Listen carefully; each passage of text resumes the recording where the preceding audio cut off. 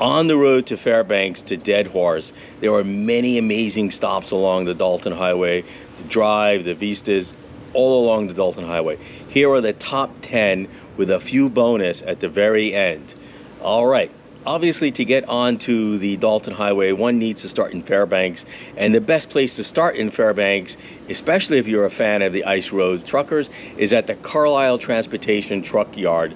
Exactly what I did. I started there and I mapped it and went all the ways up the Dalton. So let's start our trip first at the Carlisle Truck Yard. Second on our list is the entrance to the Dalton Highway. Don't miss the official entrance and the welcome sign, as the Dalton entrance is actually about 80 miles or so north of Fairbanks. Ice road truckers make it seem like as you make a few left turns or right turns and you're right there. No, it's actually 80 miles north of downtown Fairbanks. Next, really amazing thing to do and see on the Dalton is crossing over the Yukon Bridge and the Yukon River Camp. It's about an hour and a half or so up the road, depending on the conditions, is the famous Yukon River. Enjoy the crossing. It's the only crossing bridge on the entire length of the river in Alaska. And on the north side of the bridge is the only restaurant, gas station, and shop until you get to Coldfoot. Pro tip, the burgers and service at the Yukon River Camp are really great. The next stop along the Dalton is not really a stop, it's the famous Beaver Slide. The Beaver Slide is a 2-mile downhill 11-degree grade. Okay, it's all downhill when you're heading north, and the gradient is approximately 11 degrees straight down, and the road is full of potholes, rocks, and you will slide and slip even in the summertime. It is not a road, the Beaver Slide is not a road to take lightly, but it's one to enjoy going down. And you can see that on the video here, how I handled the Beaver Slide. We're almost at the bottom of the Beaver Slide, so I think we've earned the right now to do the ice road trucker. The next stop along our road on the Dalton Highway is the famous Arctic Circle sign. That is nearly 5 hours north of Fairbanks, is the Arctic Circle sign located at latitude 66.33 north. It's a sign. It's a great place to take pictures, great place to learn a little bit about the Arctic ecosystem in the site, and then from there on, it is all Arctic. The next stop, and for many people, it's where you can actually spend the night, which is what I did, is to stop at the Coldfoot Camp in Alaska. The Coldfoot Camp is about 60 miles north of the Arctic Circle. It is really nothing but a glorified truck stop in the middle of nowhere.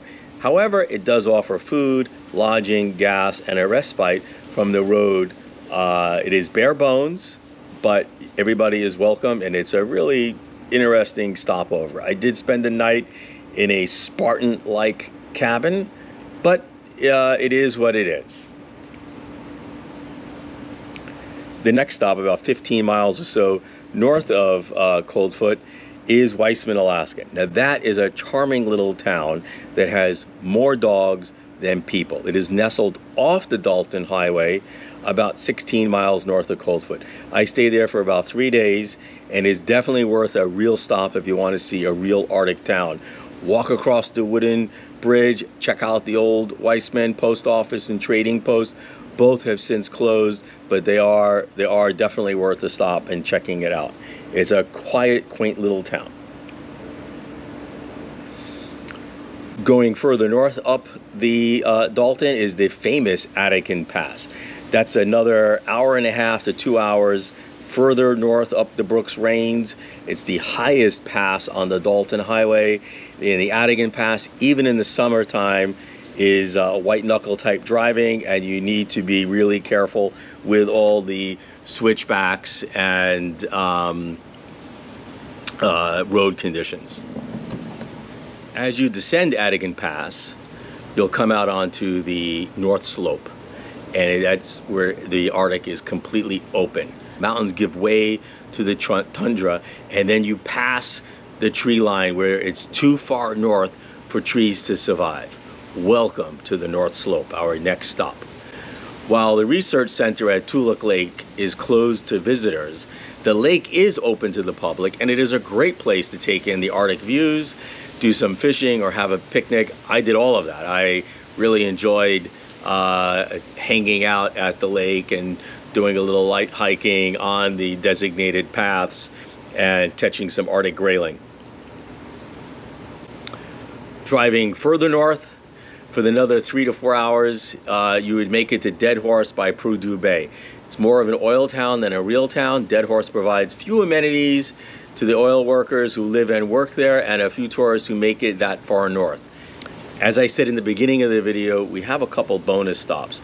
Gobbler's Knob, south of Coldfoot, north of the Arctic Circle, but south of Coldfoot, is a great overlook to see the gates of the Arctic National Park off in the distance.